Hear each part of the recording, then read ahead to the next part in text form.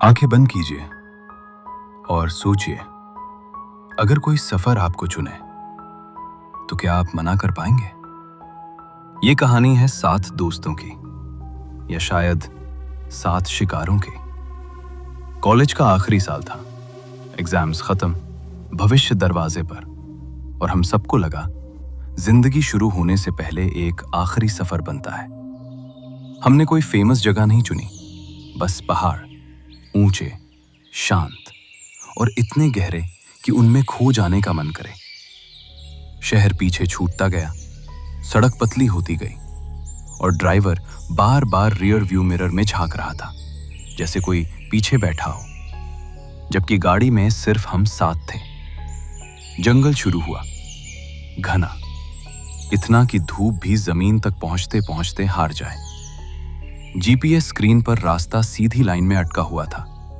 Location का नाम blink कर रहा था, नो एग्जिट जोन।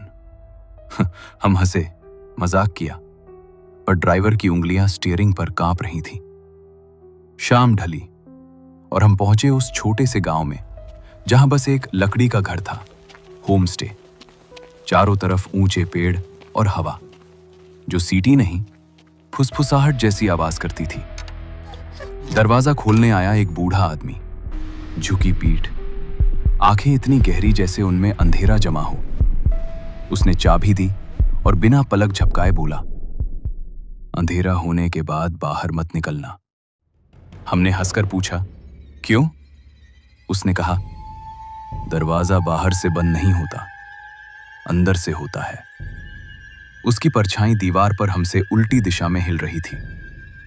रात आई और जंगल की आवाजें भर गईं कमरे में, झींगुर, उल्लू, हवा। फिर अचानक सब बंद। इतना गहरा सन्नाटा कि अपनी हार्ट बीट कानों में गूंजने लगी।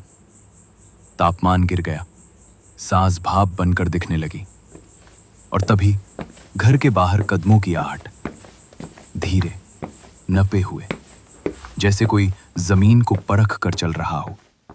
खिड़की से देखा, कुछ नहीं, बस पेड़ों के बीच एक काली आकृति जो स्थिर थी, पर हर बार देखने पर थोड़ा करीब। सुबह गाड़ी के टायर्स कीचड़ में धंसे थे, गहरे निशान, जैसे रात में किसी ने गाड़ी खींचने की कोशिश की हो। किसी को कुछ याद नहीं था। हमने सोचा डर बेवजह है, और अगले दिन लौटने निकले। जंगल पार किया, मोड़ काटा, और सामने वही घर, वही टूटा पत्थर, वही झुका पेड़, वही दरवाजा। हमारी हंसी गायब हो चुकी थी।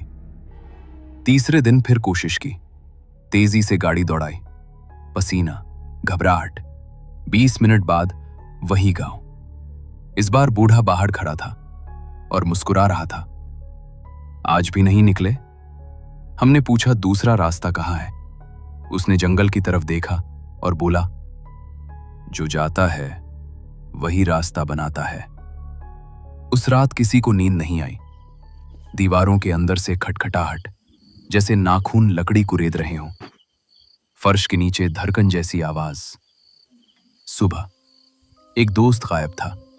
उसका फोन बिस्तर पर पड़ा था, स्क्रीन पर वीडियो खुला हुआ। वीडियो में वो खुद खिड़की के पास खड़ा था और पीछे अंधेरे में कोई उसके बहुत करीब सांस ले रहा था। जंगल में उसके जूते मिले और पेड़ों की छाल पर गहरे नाम खुदे थे, हमारे नाम। समय बिगड़ने लगा। एक घड़ी में तारीख 10 साल आगे की। एक फोन पर नो सर्विस की जगह लिखा था, स्टिल हियर। 5वें दिन एक और दोस्त टूट गया। उसकी आंखें खाली।